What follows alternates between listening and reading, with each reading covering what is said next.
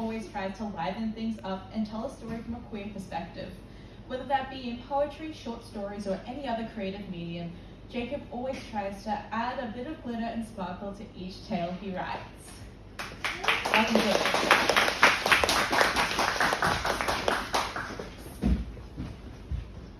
Before I start, I just wanted to say great job for issue 6. I scratched that so much. I've said to Rowan a few times, can I just come back and sit in the classroom? It's literally been my favourite thing. So if anyone's doing SCP next year, or I recommend Scratch That. Is the creme de la creme project. Alright, so this is called I Don't Know What I Want, but I Know What I Don't Want. In 2009, when I watched Vicky Cristina Barcelona for the first time, I vowed to myself I would not end up like the character Christina. Though I would give anything to be as beautiful as Scarlett Johansson, the character she played terrifies me. I have immense fear that I would have a mentality of giving everything a go and then scrapping it when it felt like it was not for me. Suffice to say, that's exactly how my life ended up. After my recent trip to San Francisco, I discovered I mirrored Christina's journey more than I would have liked. Something happened to me in San Francisco that also happened to Christina in the film. I entered into a throuple. A throuple is a relationship that involves 3 people instead of 2. When I watched Vicky Cristina Barcelona and saw the throuple in the movie, I instantly dismissed that dynamic as a proper relationship. In the noughties, the thought of having a throuple was utterly taboo. 3 people in a relationship? No way that would ever work. Navigating a fierce storm in a tugboat would be more comfortable. First of all, imagine the jealousy involved. Being ignorant to the idea, I could easily place the throuple into the I know what I don't want category. That was all until my experience in San Francisco. I view myself as a pretty vanilla person. I'm not adventurous when it comes to relationships, and I yearn for monogamy. In my world, I'm a complete traditionalist when it comes to relationships. This contradicts the polyamorous mentality within the gay community. Open relationships are all the rage at the moment, so trying to find one person who wants to be with just me is tricky. On this holiday, I decided to be more open-minded and challenge my closed-off psyche. Whether it be due to my uncultivated reasons, fear, or uncertainty, I wanted to embrace my adventurous side.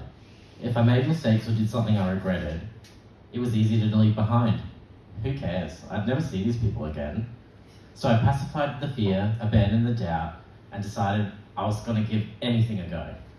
Enter John, the charming introvert who lured me in with his blue eyes and adamant confidence.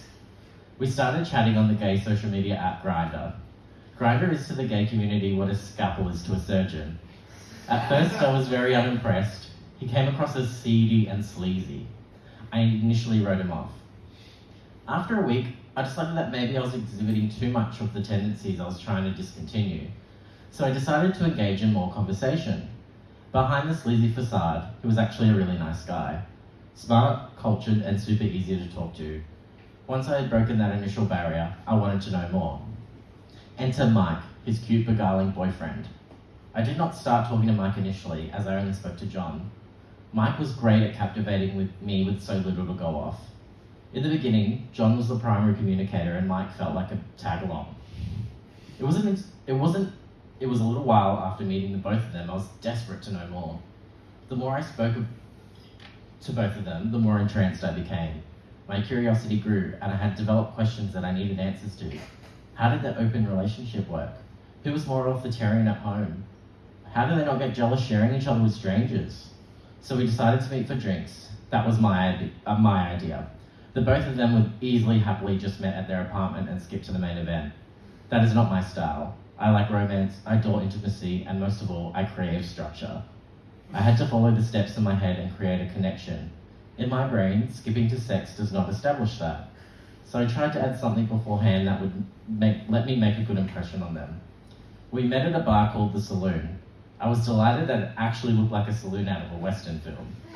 This was juxtaposed with pride flags hanging off every space available. America is weird. I went to the bar and was surprised that I had to order at a specific spot. Unlike Australia, where you can order from anywhere. What was this place? An Australian bistro? Are they going to give me a number next? I ordered my drink and sat down at the stalls next to the wall. It was so dim in there that I couldn't make out what anything looked like. Mike and John were running late. One of them sent me a message when I arrived. Sorry, running late. Very Californian of us, the message said. I took in more scenery at the bar and sculled my drink.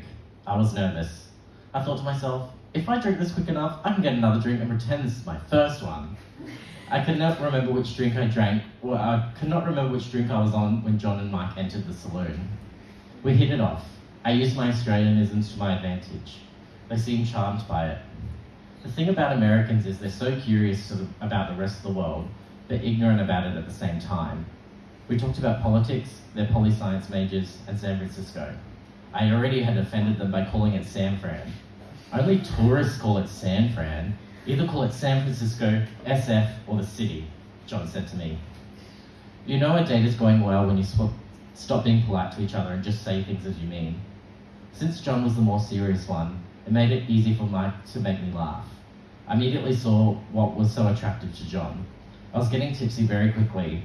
It added to my confidence, and before I knew it, I was back at their place. Just be honest, I said to them before I left.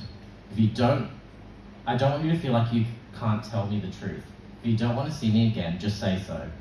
The fact that they invited me to hang out with them again solidified the night went well. The next time we met was at a jazz bar.